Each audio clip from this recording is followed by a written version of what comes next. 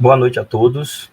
Sejam muito bem-vindos à nossa live especial em comemoração ao mês do fisioterapeuta e terapeuta ocupacional, que é celebrado no dia 13 de outubro. Hoje teremos a honra de realizar esse evento promovido pela Câmara Técnica de Osteopatia, Quiropraxia, Terapia Manual do CREFIT 7, com um tema extremamente relevante para a nossa prática clínica, que é a segurança em terapia manual. Ao longo desse encontro, vamos discutir os principais aspectos que garantem abordagem segura e eficaz para os nossos pacientes, sempre respeitando os limites éticos, técnicos que norteiam nossa profissão. Contaremos com a presença do nosso convidado, o Dr. Pablo Dias, fisioterapeuta quiropatra, especialista em quiropraxia, ortopedia e traumatologia pelo COFITO. Teremos também a presença do Dr. Gilberto, fisioterapeuta quiropatra, também especialista pelo COFITO. Eu, Rafael Lima, fisioterapeuta osteopata, também especialista pelo COFITO, e da doutora Mariana Borges, fisioterapeuta osteopata, também especialista pelo COFITO. Iremos compartilhar um pouco de conhecimento e tirar dúvidas sobre esse tema tão importante. Agradecemos a todos por estarem aqui presentes, fortalecendo nosso compromisso com a excelência na fisioterapia e terapia ocupacional, e vamos juntos buscar aprimorar nossas práticas e oferecer o melhor cuidado para os nossos pacientes. Aproveitem a live. Pablo, muito bem-vindo. É uma honra ter você aqui conosco, tá? E vamos falar sobre um tema que é extremamente relevante, né? Exato. É uma honra para a gente ter você aqui. É um tema fundamental, muito importante, mais do que importante, necessário, né? Não é algo importante a ser considerado, é algo que é deve ser um pré-requisito no estudo da fisioterapia em geral, mas mais especificamente na área de terapia manual. Então, eu quero trazer algumas informações, né, para vocês e os colegas da Bahia, mas antes de qualquer coisa, eu gostaria de agradecer o convite dessa autarquia pública. É importante, né, considerarmos nós que estamos falando com uma autarquia pública, com respaldo governamental, isso que é muito importante, não se trata de uma associação, e sim de uma autarquia pública, e isso me deixa muito contente pelo convite, do CREFIT 7, dando parabéns à Câmara Técnica do CREFIT 7, ao Dr. Rafael, também ao Dr. Gilberto, a todos que estão compondo a mesa aqui hoje, e ao presidente, do CREFIT 7 também. Então, é muito importante, eu fico muito contente em poder contribuir com a minha experiência nesse assunto, nessa matéria tão importante, que digamos, os efeitos colaterais e também as necessidades de segurança, né, que nós devemos adotar na nossa prática clínica. Perfeito. Doutor Gilberto, quer acrescentar algo antes de começarmos alguns questionamentos para o doutor Pablo explanar melhor para a gente? Não, eu queria mais uma vez agradecer somente, né, a participação e a disponibilidade do Pablo, ele que é uma grande referência para a gente que é da especialidade em quiropraxia, e tem uma vasta experiência clínica, então espero que a gente consiga abordar e explorar todo esse conhecimento dele para a gente poder elucidar, né, essas questões e trazer luz aí para os nossos colegas fisioterapeutas que trabalham com terapia manual para poder exercer uma prática cada vez mais segura e responsável, né? Perfeito. Doutor Pablo, começando, você poderia falar para a gente um pouquinho quais são os principais efeitos colaterais em terapia manual? Olha, isso é muito interessante, é muito importante abordar, né, porque quando a gente fala em risco e fala em segurança, se pensa sempre no pior, né, e é muito comum na mídia termos notícias, né, por exemplo, de trauma medular, de situações ali graves, né, ruptura de artéria vertebral, né, ruptura de carótida, então coisas assim, ruptura meningia, coisas que realmente assustam, né. Então é muito importante entender esse universo dos efeitos colaterais numa ótica que faz relação com a semiologia, com a semiotécnica e também com os princípios baseados na evidência, na melhor evidência. Então é muito importante fazer de algumas comparações e algumas considerações conceituais, né, sobre o assunto. Então, é muito importante entender, quando a gente fala em terapia manual, nós fisioterapeutas estamos muito intimamente ligados, né, à terapia manual. E cada vez mais, né, a nossa profissão, ela se desenvolveu nos últimos 30 anos, eu diria, graças à influência da terapia manual, né, na fisioterapia. Então, surgiu, a terapia manual invadiu a fisioterapia com uma força muito grande, sempre, digamos, trazendo evoluções, né, para raciocínio clínico, prática clínica, né? Então, é um fenômeno que tem que ser estudado. Então, a gente primeiramente entender, né, quando eu faço terapia manual, eu considero desde uma massagem, desde uma liberação miofascial, até procedimentos de tração, procedimentos de mobilização, de alongamento de fáscia, manipulação visceral, de vísceras, e também eu preciso considerar a terapia manual que foca na manipulação de alta velocidade e baixa amplitude. E também de alavanca longa, né? Eu devo considerar. Então, que é o contrário, que seria baixa velocidade e alta amplitude, né? Então, eu preciso colocar tudo isso no mesmo saco, né? Porque tudo isso é terapia manual, de certa forma. Claro que todas essas terapias têm, isso que eu quero colocar, têm efeitos colaterais. E esses efeitos colaterais, eles se classificam em leve, moderado e grave. Todas essas terapias têm, até a fisioterapia respiratória tem efeito colateral. Um dos efeitos colaterais graves na fisioterapia respiratória, por exemplo, uma técnica respiratória manual passiva, uma aceleração de fluxo, né, uma manobra de Farley-Campos, qualquer, né, nós temos desde o barotrauma, do volutrauma, dos pacientes ventilados, até a fratura de costela. Então, a fratura de costela não é um evento só comum na fisioterapia manipulativa, em geral, osteopatia, quiropraxia, etc., mas também acontece na fisioterapia respiratória. Quem atua, né, em hospitais pediátricos sabe que isso pode acontecer, e também nós devemos pensar em alguns estudos que foram realizados na Europa, que apontam, né, a incidência muito rara de fraturas, por exemplo, na fisioterapia respiratória, em bebês, por exemplo, né? Muito raro, mas entendermos que eventos raros não significa que não pode acontecer. Então, a gente tem que mitigar, diminuir todos os riscos possíveis, até mesmo de uma fratura, né? Se nós imaginarmos assim, a atuação do fisioterapeuta socorrista, vamos supor, pensando nisso, aqueles pacientes que vão se submeter, né, a RCP, reanimação cardiopulmonar, foram feitos estudos que cerca de 60% dos pacientes que sofrem, né, massagem de reanimação têm fratura de costela. Então, é um fenômeno que tem que ser conversado. E muitas vezes esses efeitos adversos, dentro da terapia manual como um todo, eles são abafados.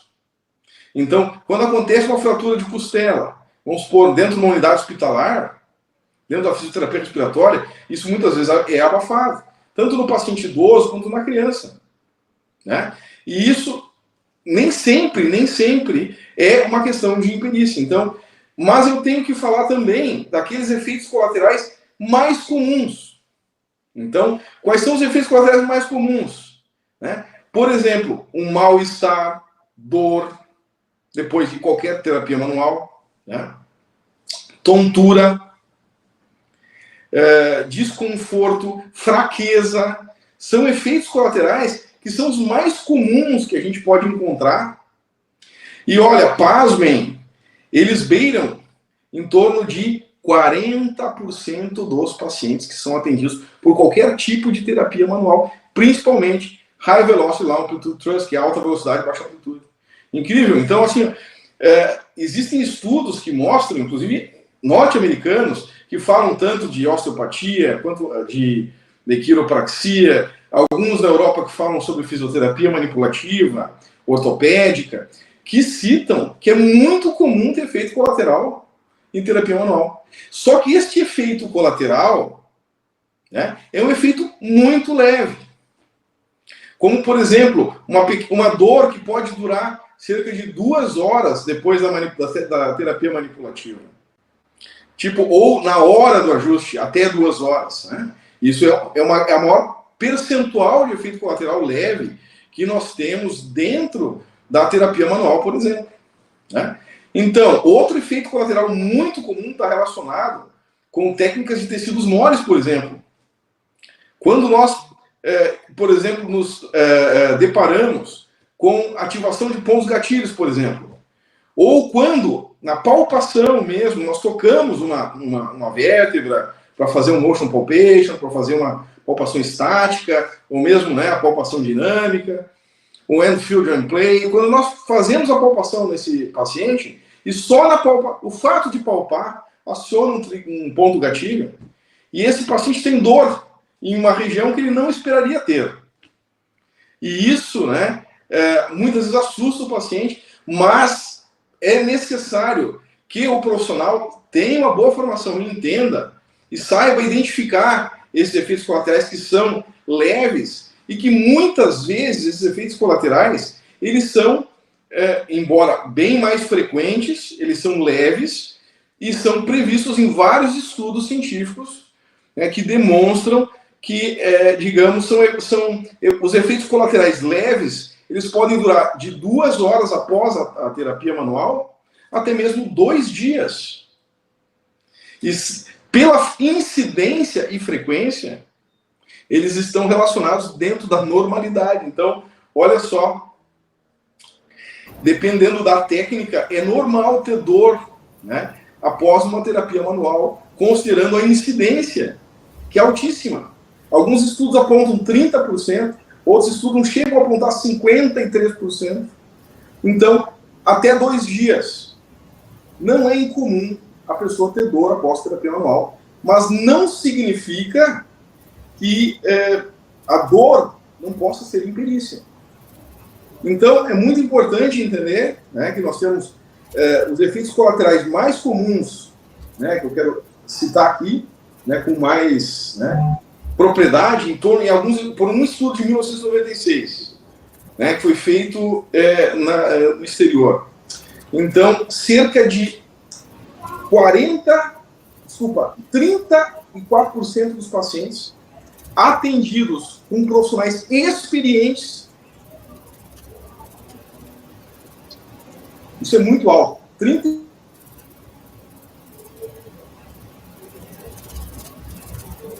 Teve uma instabilidade aí com o Paulo.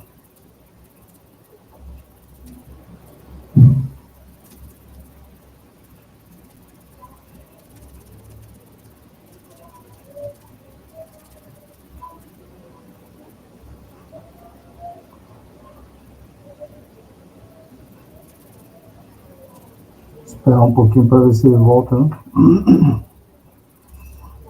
O Paulo estava respondendo a questão sobre quais eram os efeitos colaterais mais comuns ali na terapia manual, né?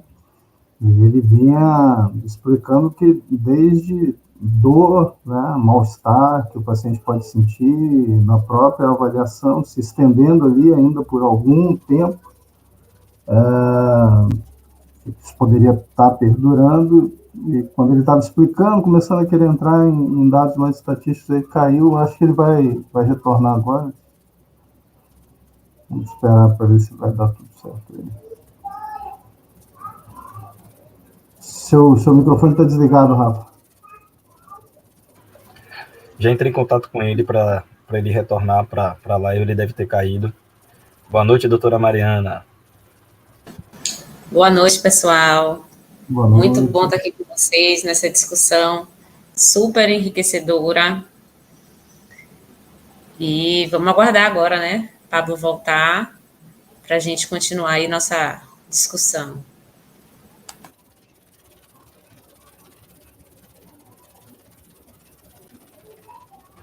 Ele já mandou uma mensagem aqui, disse que está tentando retornar já. realmente caiu a conexão dele e ele está tentando retornar já. Enquanto isso, quer falar um pouco mais, Gilberto, sobre os efeitos colaterais? Então, entrando aí nessa seara que o Pablo estava falando, né? Essa questão da dor, principalmente, que é um efeito colateral bem comum. Voltou. Deixa ele terminar. Caiu de novo.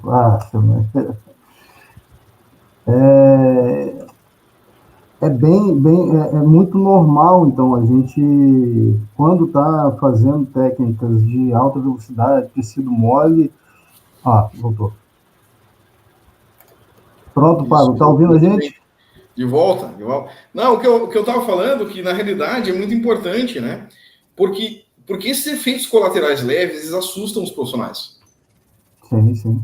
Olha, tu imagina, o Conselho Federal de Medicina baixou uma nova resolução que um paciente, se chegar a consultar um médico, após um procedimento de um não médico, e que ele suspeitar, a nova resolução, de que há uma lesão corporal por causa de um profissional não médico, intervenção do profissional não médico, ele deve obrigatoriamente encaminhar o paciente a exame de corpo de delito. Vocês entenderam isso? Claro. Dá para vocês que estão na câmera técnica, eu também já tive aqui no CREFITO aqui do Rio Grande do Sul, né? É muito fácil entender, né? O pavor, né? Mas olha só o preparo que exige tanto dos conselheiros do CREFITO quanto, né, do próprio profissional, que ele precisa entender essa base de dados, a informação, ter acesso à evidência e ter um programa, aí trabalhar bem a educação ao paciente. Isso é fundamental, é muito importante.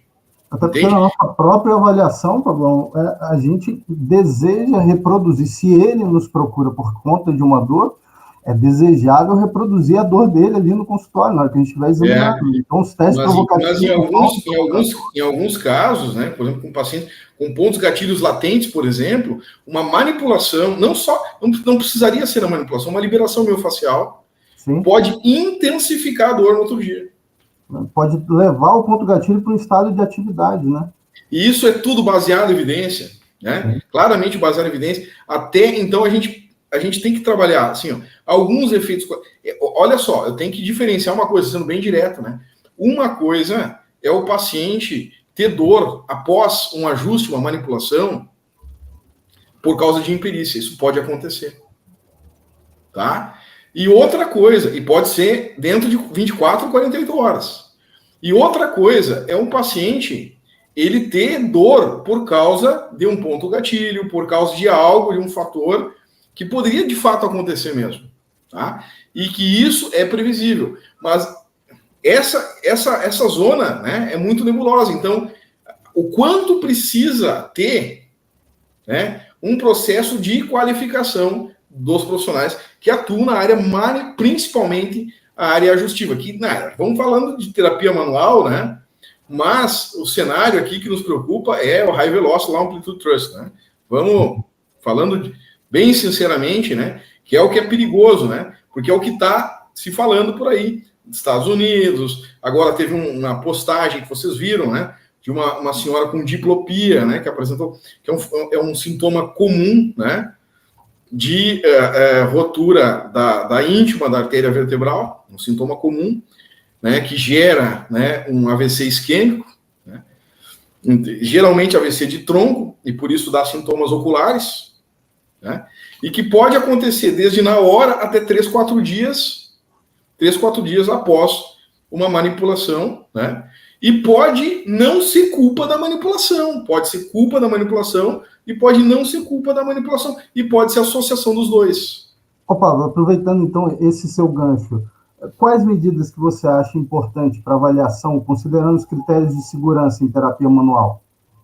Bom, pode repetir a tua pergunta, a parte inicial eu não peguei. Quais são as medidas importantes para avaliação, considerando o critério de segurança? Olha só. Para evitar uma ocorrência como essa, todo paciente que vai ser atendido por um especialista em terapia manipulativa, manual ou manipulativa, não importa qual das áreas que a gente já citou, né? Ósteo, quiro, né, fisiomanipulativa, né, que na realidade eu acho que deveria ter uma especialidade de terapia manipulativa ortopédica da físio, regulamentada também, essa é a minha opinião, porque senão o pessoal atua sem especialidade, sem consenso, né, isso é fundamental. Então, o que eu quero colocar para ti é o seguinte: todos os pacientes que vêm para um consultório nessas especialidades, eles precisam, tá, ter um formulário bem objetivo de avaliação, preciso, tá, que ele, digamos assim, é tanta coisa para, digamos, o primeiro passo da avaliação é o risco.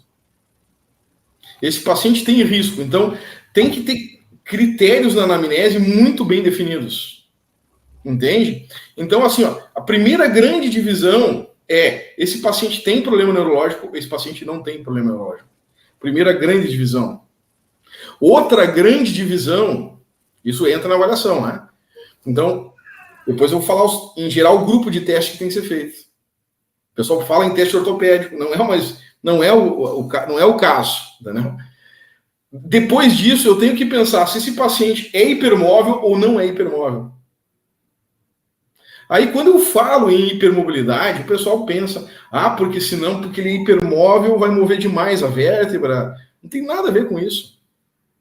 Não tem nada a ver com dano à cartilagem ou ao ligamento, nada disso. A hipermobilidade tem a ver com síndromes que vêm junto com a hipermobilidade. Então, assim, o paciente ter problema neurológico ou não ter problema neurológico, isso é uma questão. O paciente ter tensão meningia e não ter tensão meningia. E o paciente ter hipermobilidade e não ter hipermobilidade. Isso são coisas que, vamos supor, um paciente veio sem história de trauma, eu tenho que investigar. Então, os critérios de teste, primeiramente, a anamnese. Tá? A anamnese, ela precisa ser focada, tá, na existência ou não de trauma, tá? Histórico de trauma, principalmente histórico de trauma recente. Olha, nós atuamos aqui em vários lugares, né? Você sabe que nós temos até uma unidade na Itália, né? Que nós atuamos. Agora em novembro vou atuar lá, em Montecatini, perto de Pisa, 30 quilômetros mais ou menos. E os protocolos todos são os mesmos. Lá na Itália, aqui em Voti, Novo Hamburgo, em Serafina Correia, a gente fez os mesmos protocolos de segurança. Então, primeira coisa, histórico de trauma, medicação que esse indivíduo está tomando, tá? Principalmente, vamos pensar assim, corticoide, uso de corticoide, tá? É uma coisa que eu tenho que pensar muito, né? Problemas reumatológicos é muito importante, né? Mas por que problemas reumatológicos? Doenças autoimunes estão relacionadas com instabilidade, tá? Muito claramente. Não só com instabilidade, mas com problemas, né, no crânio, na estrutura do crânio, que podem gerar numa manipulação um dano, né, numa possível... Existem hérnias cerebelares assintomáticas em algumas alterações basilares do crânio. Existem situações onde a própria espinografia de segurança, eu não falo espinografia para ajustar, eu falo a espinografia, aquela que é de segurança, né, que eu tenho que ver alguns aspectos, né, algumas linhas, se não existe deformidade no crânio que gera risco para aquele paciente. Então, eu não preciso fazer nem raio-x para atender um paciente. Isso mas... Paulo, você fala de linhas ortopédicas mesmo, né? McRae, Chamberlain... Chamberlain, exatamente. McRae, exatamente. Então, Monroe, né? Várias outras, né? Várias outras linhas que são linhas clínicas, né? Clínicas. Mas eu não preciso fazer essas linhas se eu não tenho suspeita, eu tenho um organograma a ser feito. Eu não vou fazer raio-x em paciente desnecessariamente. Não preciso fazer. Dependendo da técnica que eu vou dizer, não tem necessidade nenhuma. Mas eu preciso ter um organograma na minha anamnese. Se eu tenho uma mulher que chega para mim com uns 45 anos, com artrite reumatoide, né, fazendo com histórico de terapia de pulso e corticoide, tem várias coisas que eu tenho que cuidar, inclusive a possibilidade de ela ter uma instabilidade atlantoaxial, que é comum em pacientes com artrite reumatoide, inclusive em crianças com artrite reumatoide. Então, é uma cervical que eu tenho que cuidar muito para ajustar. Outro dia, né, eu vi um paciente com Ehlers-Danlos sendo ajustado na cervical. E um profissional fisioterapeuta, né? Filmou. O pessoal gosta de fazer vídeo e botar na internet. E colocar lá, paciente Ehlers-Danlos. Meu Deus do céu, esse paciente sabe o que está fazendo. Não é que não pode ajustar o paciente Ehlers-Danlos.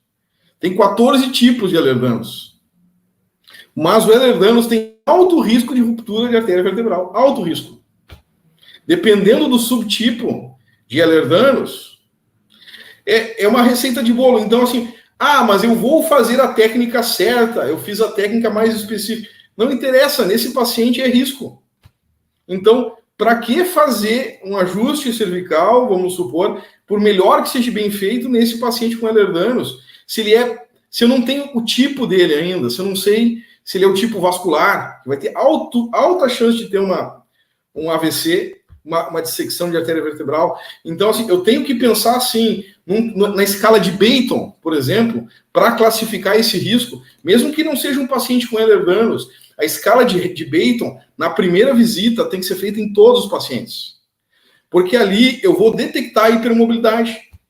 E se o paciente é hipermóvel, ele tem mais risco de quê? De ser ansioso. Hipermobilidade aumenta a chance de ansiedade. Vários papers, né? Vários papers mostrando isso. Não é só isso. A hipermobilidade, ele aumenta a chance de lesão vascular.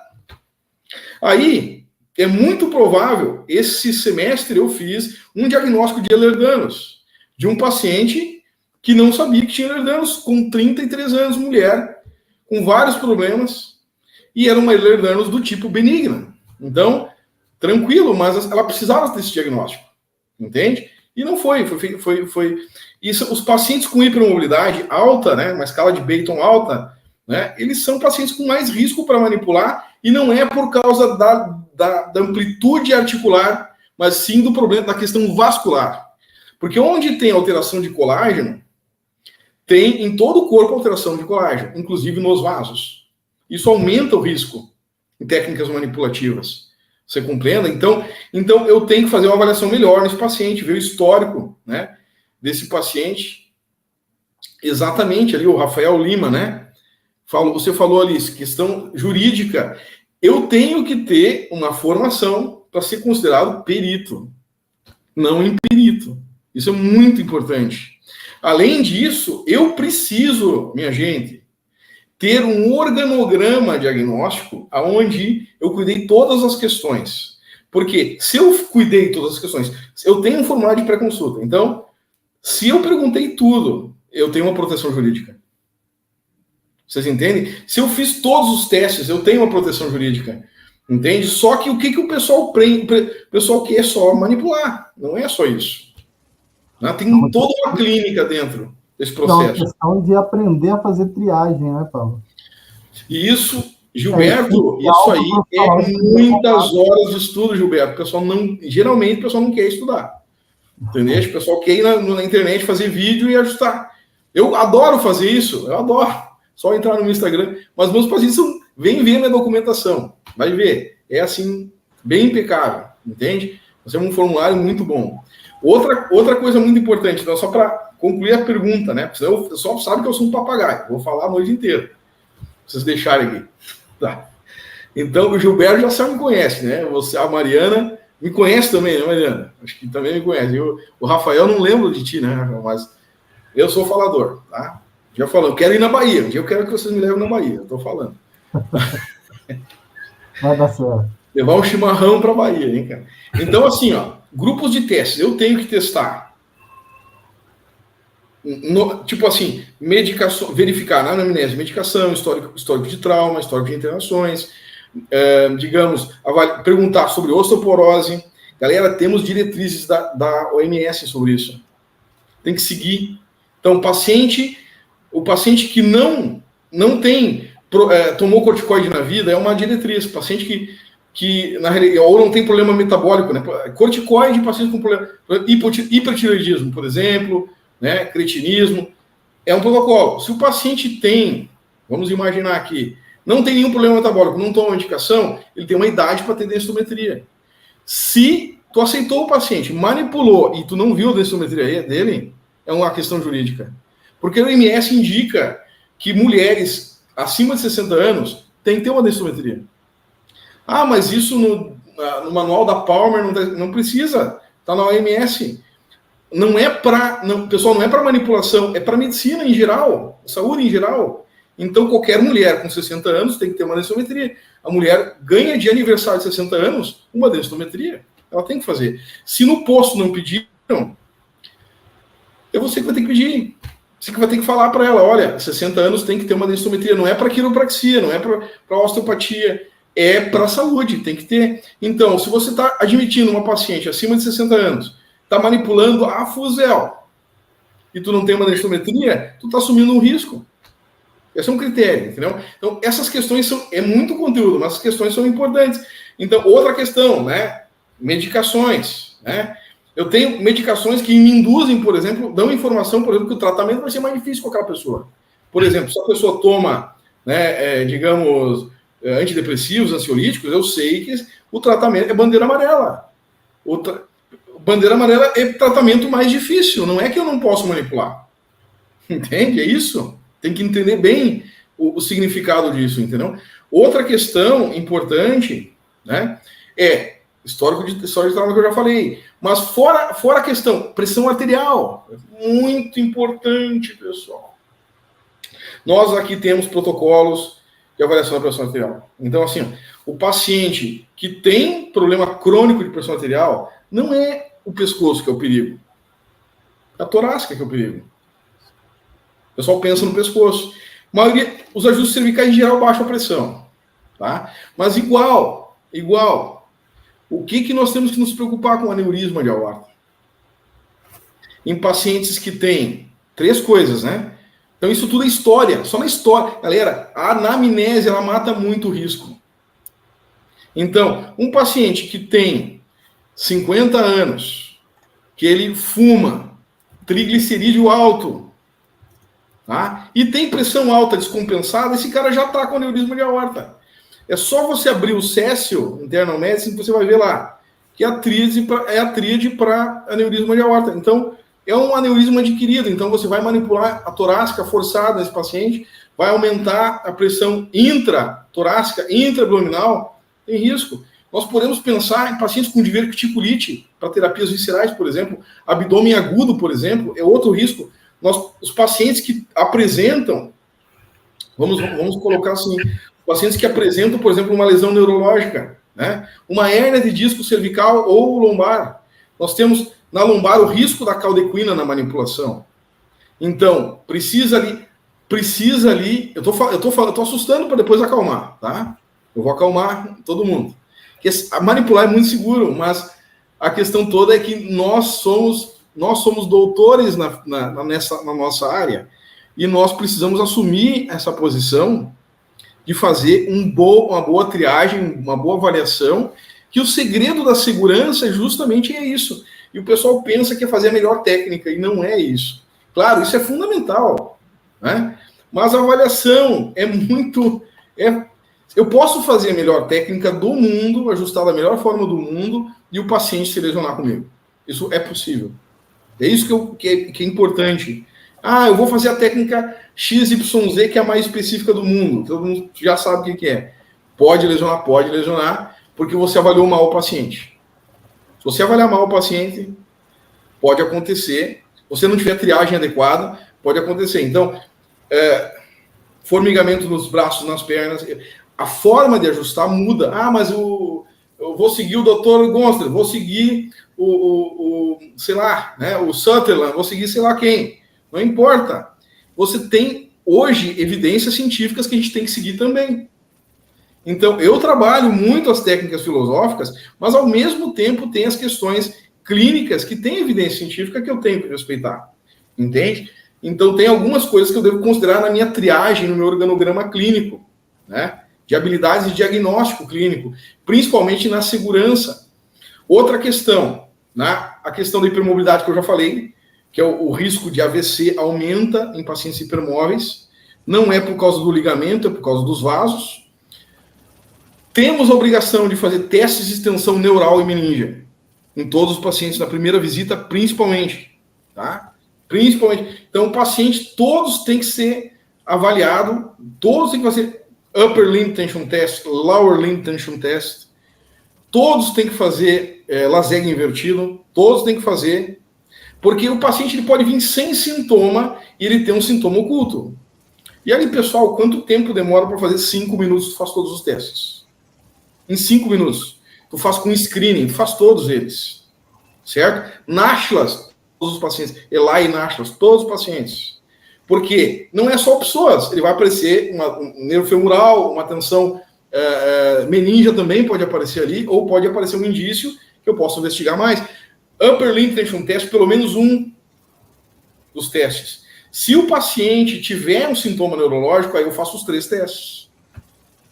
Daí eu aumento os testes. Então, eu gasto pouco tempo. Então, a primeira coisa é, né, toda a parte da anamnese, no exame físico, eu tenho que definir se o paciente tem problema neurológico ou não tem.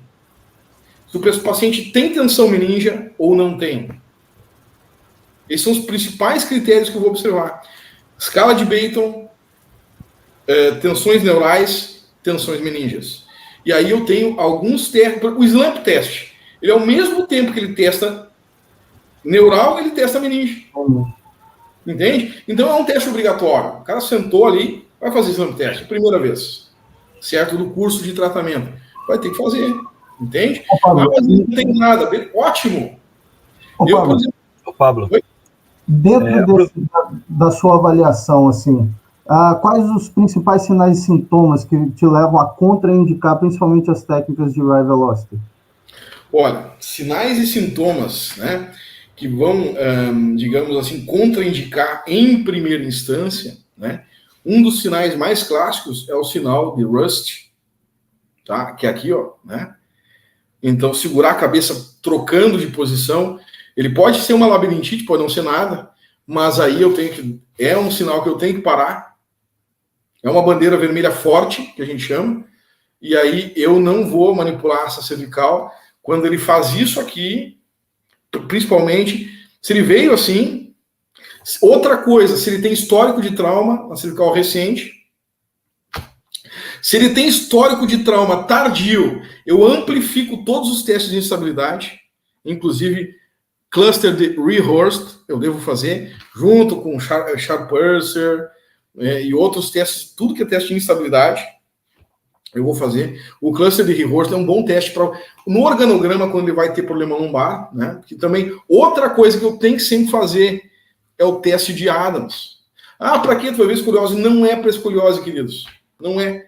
O teste de Adams é justamente uma triagem rápida, que ele, ao mesmo tempo, ele serve para avaliação funcional, ele avalia o quê? Movimentos aberrantes da coluna. Então, se tem um movimento aberrante na coluna, é sinal de provável instabilidade lombar. Aí, por exemplo, o que pode aparecer, né? Desaceleração, aceleração, pode aparecer step-off vértebra, quer dizer, o paciente faz o Adams e a vértebra sai para fora, né? Ela sai, o processo espinhoso mostra para fora. Então, são testes rápidos que demora segundos para fazer. E outra, já é o funcional da coluna, já faz um camp, desceu, faz o Adams, subiu, faz o camp já, para ver se não tem uma restrição facetária. Então é rápido, só que o treinamento ele é árduo para isso tudo, entende? O treinamento é árduo. Então, por exemplo, o paciente faz um SLAMP, deu dorzinha aqui, poxa vida, eu vou pesquisar Kernick e Brusinski, com certeza. O paciente não pode estar com meningite. Entendam isso? Outro dia, chegou uma paciente, né, que eu toquei no abdômen dela, pessoal, disse assim, não pode parar. O que houve, doutor? Eu preciso de uma eco abdominal total. Sabe o que veio na paciente? Tinha um tumor de 30 centímetros no ovário. O ovário era um tumor. Então eu toquei naquela massa e disse, não, pelo amor de Deus, você não está obesa. Isso aqui tá, eu estou vendo uma massa sólida aqui. Então, e eu perguntei, era uma senhora de 60 anos, eu disse assim, escuta, você não faz exame ginecológico? Ela faz, mas é só pré-câncer. O pessoal não examinou ela. Tipo, veio para quiropraxia e eu verifiquei isso. Então, o exame físico também é importante. Outra coisa, ver aqui, ó, clavícula. Não é porque se ela está superior ou inferior, é porque eu já peguei câncer aqui com clavícula. Câncer ósseo, secundário, metastático. Porque a clavícula estava estranha numa senhora. E eu pedi um raio-x, estava fraturada. Daí eu achei que ela tinha apanhado do marido. E fui pedir uma tomo na lombar e uma tomo da cabeça, mieloma múltiplo. Eu nunca tinha visto. Eu fiz o diagnóstico, a família fez agradecimento. Eu nunca tinha visto mieloma múltiplo com foco na clavícula. É muito raro, porque só dá na coluna. Entende? Então são coisas importantes, né? Pode falar, Gilberto. Então, assim, um sinal interessante, né? O sinal de Rust, sotorral, né? Sintomas oculares é muito importante. É muita coisa, realmente, mas eu presto muita atenção nos sintomas oculares, equilíbrio na história em geral, tá? História de trauma tem que radiografar, recente tem que radiografar. A antiga tem que fazer muitos testes, aumenta o tempo de teste. Porque tu pode ter... Eu tive um paciente com 10 anos de história de trauma de moto e ele estava com instabilidade ainda. Aí o que a gente liberou toda a musculatura do pescoço, na segunda visita apareceu o Sharp-Pusher positivo. A musculatura ela protege. Em caso de instabilidade antiga, em traumas antigos, né? Então, depois da liberação, o paciente apresentou, né? Apresentou um Sharp-Pusher. Então, é incrível, né? Isso é incrível. É uma coisa que eu falo com muita paixão, né? Mas, digamos assim, é incrível. Realmente, o que a gente tem que ver, né? O paciente, né? Mas a gente pode aprender, tudo é possível aprender. E o segredo é sistematizar, né? Que diminui muito o risco, né, Gilberto? Diminui muito. Né? Pablo, aproveitando que você já falou sobre aprender, né? Aprendizado, você já destrinchou um pouco para a gente sobre anamnese, sobre alguns testes, triagem, sinais e sintomas. O que é que você acha sobre a formação ideal para uma prática segura em terapia manual? Olha, eu vou falar assim, eu vou centralizar, entende? Na IFOMT. Vamos pensar na IFOMT. A IFOMT, ela tem vários consensos, né?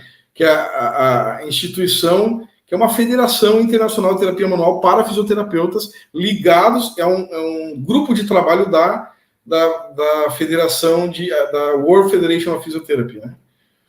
Que é ligado ao OMS, né? É um negócio muito oficial, né? Pensando na IFOMT, ela cita, né, que a formação mínima é de a graduação em quiropraxia, em fisioterapia, né, para fazer fisioterapia manipulativa, a graduação em fisioterapia manipulativa e 2 anos de especialização com ambulatório e com avaliação para o profissional atuar em terapia manipulativa, certo? Agora vamos pensar assim, né? O Conselho de Fisioterapia, inicialmente, ele teve uma resolução que eu achava muito bonita, né? Que era de 1.500 horas para osteopatia e para quiropraxia, que eu acho que é isso aí mesmo, entende? E que tem que ser séria, com professores que têm capacitação. E não, eu vejo que, já respondendo uma outra pergunta que veio aqui, sobre o papel das instituições, né, nisso. As instituições, elas precisam regular. Tem a formação, porque o que acontece, existe prejuízo para a sociedade em profissionais mal formados. Existem prejuízo à sociedade. E é papel dos conselhos fiscalizarem, né, proteger a sociedade, né? O conselho tem a missão de proteger a sociedade. E o que acontece? Tem profissionais leigos manipulando, fazendo tudo que um fisioterapeuta faz, inclusive ultrassom, né, etc., fazendo manipulações, né? E isso é outra questão, né, que, digamos, na minha opinião, deveria ter um projeto de lei para proteção, porque esse caso que aconteceu lá em Minas Gerais, da diplopia, do acidente vascular que teve isquêmico, né, foi um paciente que não era registrado no conselho, né, ou não era um especialista titulado, tá? Então, uma das questões é Tem que ser levado a sério isso. Assim, tem que ter um projeto de lei. Mas tem que existir. A justificativa é proteção à sociedade. Tem que ter. Tem que proteger a sociedade de profissionais que não têm formação nem universitária, né? E além de. Aí outro papo sério, né? Que muita gente não vai gostar do que eu falo. Os profissionais também, eles precisam estarem regulados, no sentido. Eu falo o que eu penso, né? Mas, assim, os profissionais, eles deveriam estar regulados, obtendo o título para poder exercer na área manipulativa. Qualquer uma das especialidades.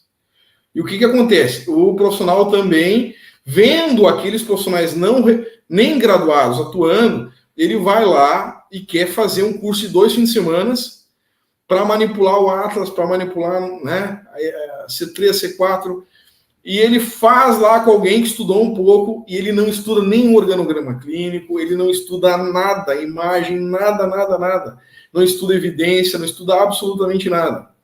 E aí também vejo profissionais dando curso de quiropraxia baseado em evidência, e em 100 horas, sendo que em 100 horas mal dá para estudar a evidência.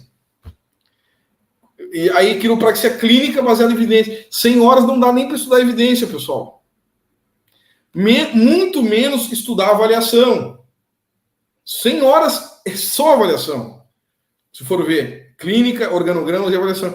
E aí o pessoal está aprendendo a manipular clínico, que clínico deveria ser avançado. Que a manipulação básica, né, é dada nesse curso com alguma maquiagem de evidência. E aí o que acontece é que prejudicam a formação do profissional. Prejudicam. Então, assim, uma coisa é um seminário e a outra coisa é uma titulação de especialista. Então, na minha opinião, o profissional ele deveria atuar somente com a titulação nessa área. E realmente precisa de uma lei que proteja a sociedade, não é proteger o fisioterapeuta. Vamos supor, se o médico vai manipular, beleza, mas tem que estabelecer se o fisioterapeuta vai manipular, beleza, mas tem que estabelecer, olha, é um currículo mínimo, entende? Para proteger a sociedade, não dá para alguém, o açougueiro, o padeiro, né? Ou uma outra profissão, vamos supor lá o cara laboratorista, vamos supor lá o cara estudou uma formação para fazer análises clínicas e agora faz quiropraxia. O cara, eu posso dizer que eu tenho uma formação nessa área, entendeu? E eu sei que não tem nada a ver com ver paciente, entende? Não tem nada a ver com ver paciente. Aí o paciente daqui a pouco está atuando na área de terapia manipulativa, que é a quiropraxia, por exemplo, né? Então se pensa muito na questão da popularização, mas não se considera a banalização da saúde das pessoas. E no Brasil se abafa, quando acontece isso se abafa. Então esses fatos que acontecem, eles têm muita relação com a falta de informação. Então, agora, se eu for falar em risco, existe evidência sobre... Agora eu quero falar um pouco bem. Entende? Eu vou falar um pouco bem. Porque, assim, se eu for falar, né, vou falar um pouco bem porque assim, é seguro manipular. Olha, é tão seguro manipular que tem tanta gente sem formação que não acontece nada. Entende? É seguro. O que eu não tolero é ver, daqui a pouco...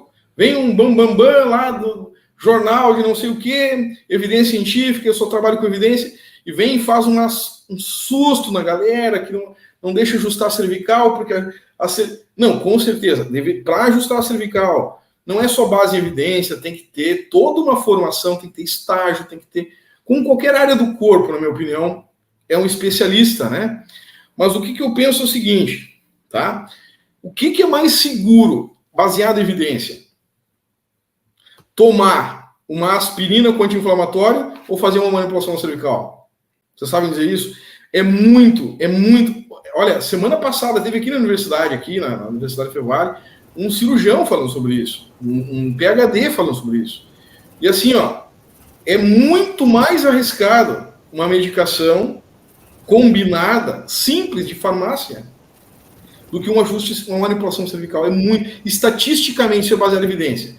Aí, vamos colocar assim, eu vou assustar o meu paciente, que ele pode ficar paraplégico aqui, fazendo uma manipulação, vou fazer ele assinar um termo, ou eu deveria fazer isso lá na farmácia? Quando ele compra uma medicação como essa, ele assina um termo. Então, existe também muita gente fazendo sensacionalismo, fazendo, digamos assim, espantando a plateia, né? Fazendo algo assim para chamar atenção, né? E esse tema, muitos cientistas blogueirinhos, eu chamo, que nem são da área da saúde, vêm e falam coisas que não tem nenhuma experiência, nenhuma conexão com o que estão falando. Então, assustam, não, porque não faça manipulação cervical, porque é muito perigoso. Sim, mas você pode ficar paraplégico, tetraplégico, tomando uma medicação da farmácia muito mais fácil, estatisticamente, baseado em evidências, e ele não faz o mesmo susto ali sobre essas medicações, né? E não existe na farmácia, na compra, né, um termo, né, que a pessoa assina, que ela tem risco de ficar paraplégica. Então, na realidade, o que precisa para proteger a sociedade é um profissional com critérios, com consenso. A gente tentou fazer isso várias vezes, não tivemos apoio, né? Eu, quando estive na associação, não tem apoio. Então, a gente tem que fazer consensos, onde, num congresso, junto ao consenso, as autarquias podem apoiar esses consensos, dando incentivo para as pessoas trabalharem nesses consensos, baseado em evidência científica, fazendo, então, guidelines sobre avaliação, sobre organogramas, e isso é o que faz segurança. E aí, trabalhar a normatização. Olha, precisa ter a formação mínima, precisa ter estágio mínimo, precisa, então, ter a titulação para atuar e não fechar o olho para quem está atuando sem ter titulação de especialista, né? Isso é uma das principais coisas que eu vejo, né? Que pode mitigar. Então, se é seguro, é muito mais seguro tomar uma medicação. Olha, o próprio cirurgião veio aqui na universidade e disse assim, é muito, muito, muito mais seguro manipular a cervical, muito mais seguro, do que uma cirurgia na coluna cervical lombar. Com certeza. É muito mais seguro do que um anti-inflamatório não esteroidal. Isso aí, cientificamente. Um cataflã é perigosíssimo. Exato. Né? O ibuprofeno é perigosíssimo, entendeu? Então, tinha uma época, o Arcoxia, não sei se você lembra, que é ciclooxigenase, né, inibidor, aquilo ali matou muita gente. Com associação de problema de pressão arterial. Matou muita gente. Eles tiraram a medicação do mercado. Primeiro tiraram nos Estados Unidos, no FDA. Depois tiraram aqui. Então, assim, isso, eu acho que, assim, os profissionais da evidência precisam nos ajudar muito, trazendo a gente para falar. É muito fácil falar sem discutir. O conhecimento, ele vem pela discussão, Nós precisamos ter discussão. A discussão gera mais conhecimento, onde nós precisamos ser combalidos, né? Os nossos argumentos, porque aí nos ajuda a pensar melhor e nos aperfeiçoar. E temos que nos colocar em xeque-mate, considerando a possibilidade que estejamos errados mesmo, para poder aprender mais. E eu acho que essa é a chave de tudo, né, de que nós precisamos fazer dentro da profissão, né? Eu acho que isso tem um papel institucional muito forte. Existe um papel institucional muito forte, e eu acho que precisa de regulamentação também, para o não fisioterapeuta, precisa de uma regulamentação, principalmente o leigo, vamos pôr assim, o leigo da saúde, totalmente leigo, né, sem formação, atuando na área, é muito perigoso. E esses casos, já houve caso que praticamente um paciente com espondilite anquilosante teve a cervical arrancada, né? Isso foi em Campinas, foi abafado também, certo? E foi um profissional leigo, manipuladores leigos, os arrumadores de ossos. Tá? Aqui em Novo Hamburgo eu já recebi um paciente também com diplopia, onde pisaram na coluna dele, né? E aí foi comprovado também, fizemos uma tomo, tinha um AVC de tronco, tá? E isso relacionada com a manipulação, já tinha sintomas oculares, então rapidamente foi feito ali, né, anticoagulantes, etc. E o paciente, geralmente, ruptura de artéria vertebral, o pessoal acha que é romper a artéria fora. Não, é só a ruptura, é um piquezinho na íntima, na primeira camada da artéria. Só que aquilo é suficiente para formar um coágulo. Fazer estrago, né? Faz um coágulo, aquilo vira um êmbolo e aí deu, né? Então é isso aí. Então, geralmente, é um AVC de tronco que acontece, né? Que dá por isso dá os sintomas oculares, né? Então...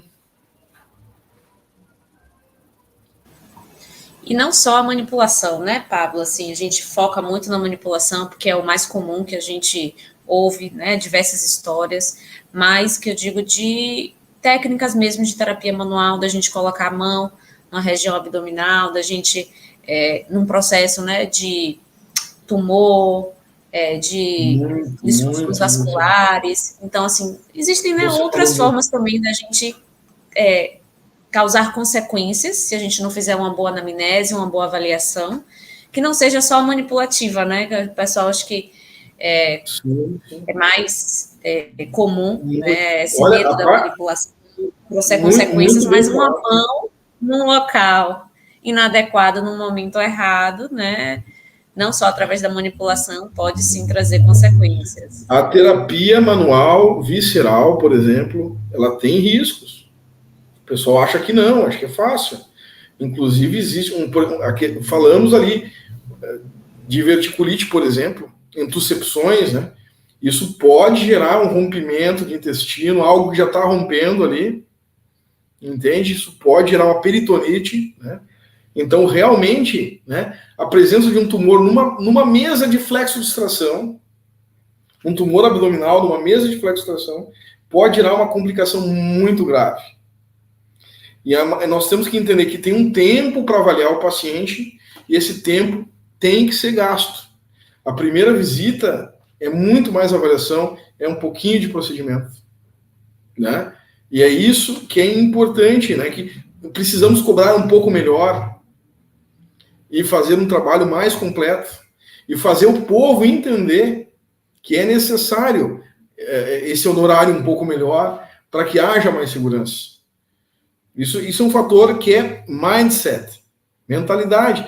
Nós temos que trabalhar isso e transmitir essa mentalidade e conquistar o apoio da nossa comunidade para fazer um bom serviço, um bom trabalho e educar os pacientes para isso. Então, isso é uma coisa muito importante. E como tu falou, Mariana, realmente, né, não é só na manipulação articular, né? Eu posso ter alterações em outras situações. Então, realmente, num paciente que... Vamos pensar na hipermobilidade, né? Num paciente que tem hipermobilidade, ele pode ter uma doença atrás dessa hipermobilidade, por exemplo, Stickler, uma doença, Behçet, que é uma doença que é muito maligna, né? Ele pode ter, e tá com...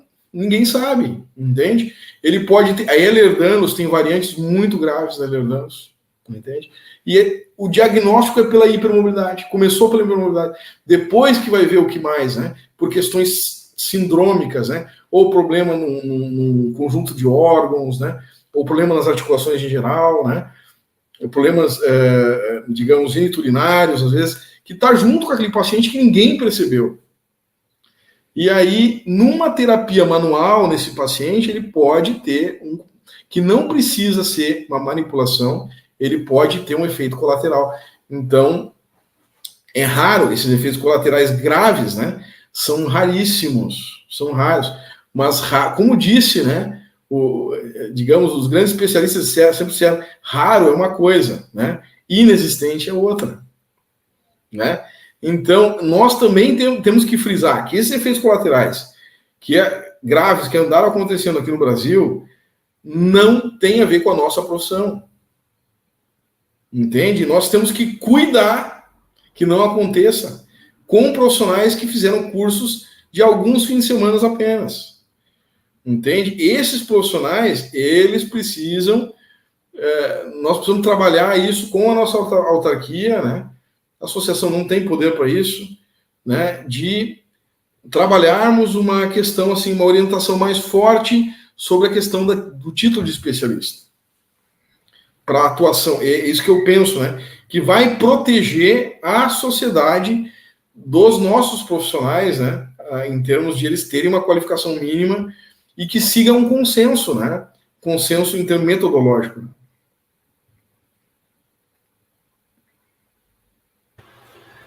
Pablo, você pode falar um pouquinho para a gente quais são os principais desafios para ter uma prática profissional segura perante a sociedade, já que o grande dever, né, de todo profissional de saúde deveria ser proteger, né, a sociedade.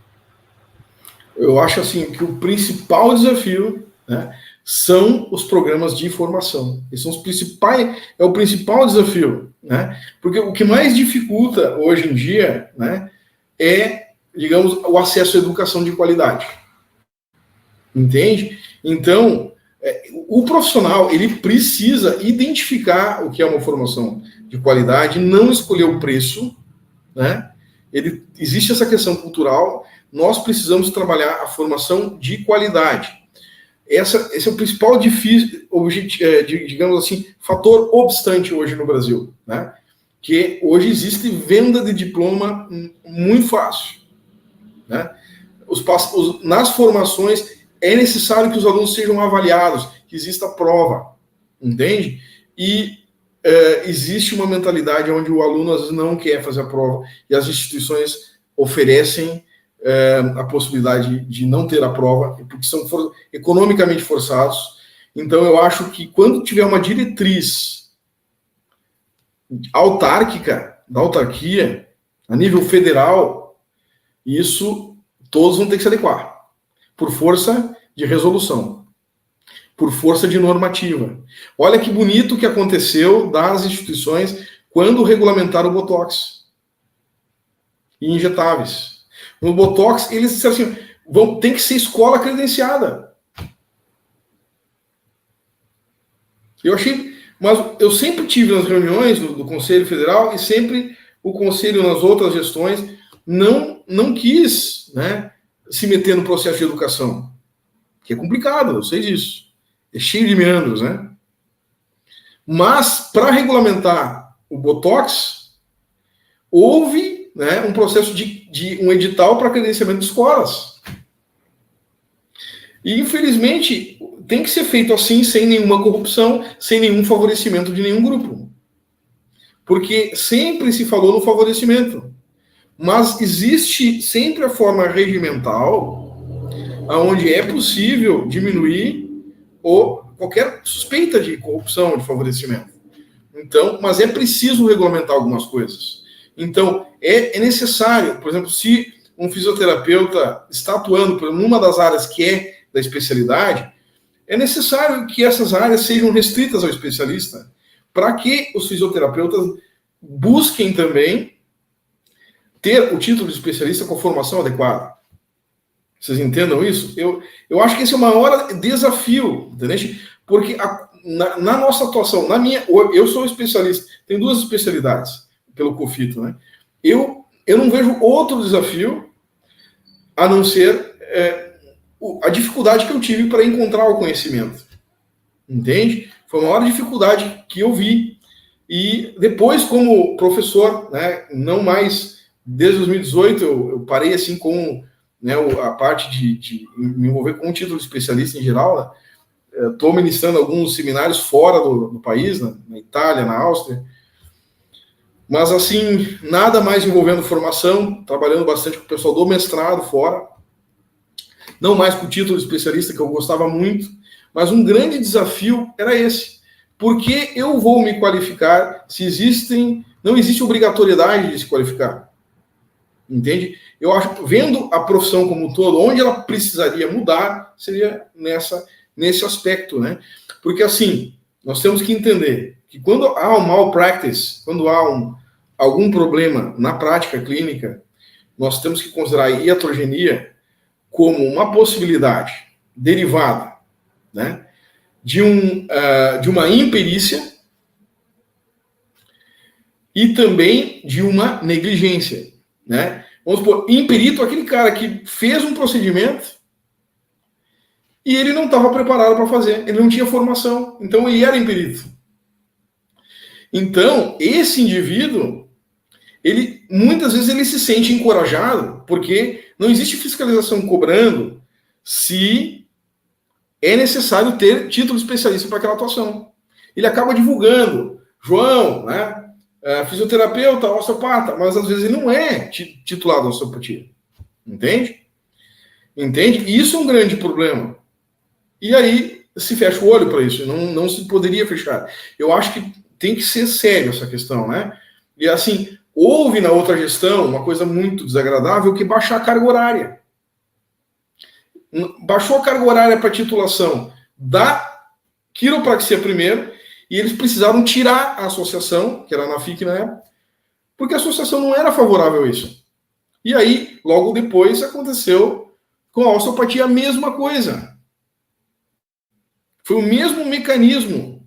E muito provavelmente tinha, de repente, será que existia algum interesse, além de popularizar?